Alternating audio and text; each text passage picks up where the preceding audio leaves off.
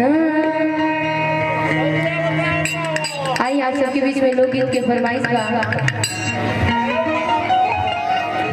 नया नया शादी होता है करतिया के पति परदेश चल जाता रहे। ये गाना के फरमाइश है कि निशा जी ये वाला गाना जरूर गाइएगा। अरे झाल झाल ना बजाइएगा, बोल दीजिए। और ये मेरा एक गाना था कि दोनों टाइम खाना बनाना बलम हमर गुरुआ दबाना, उस गाने की फरमाइश आई है। ताकि आप सबके बीच में पहले उस गाने की फरमाइश पूरी करती हूँ, उसके बाद से फिर एक समय के बाद रहता है कि नया नया शादी होता, पति पत्नी घर में रहता रहे, दहेज लेकर के शादी होता। औरतिया जब घर में जाती है तो अपना पति से कहतिया, पति देव कहता रहे कि देखा शादी तो होके आ गई, कई दिन से बर्तन रखल बा माजे खातिर, तनी जा माज द, तनी कपड़ा धो द, तनी काम कर द घर परिवार के, तनी मम्मी पापा के हाथ कर दबा द। औरतिया नया जनरेशन के हिया कहतिया कि देखी दहेज लेकर के लोग घर में आई बने 50-50 के 50% के आरक्षण हमरो है, इहो जाइए दरोगा क्या करा वो मर्जियन दरोगा धो दे हम दोस्त दोस्त के साथ देवे ला।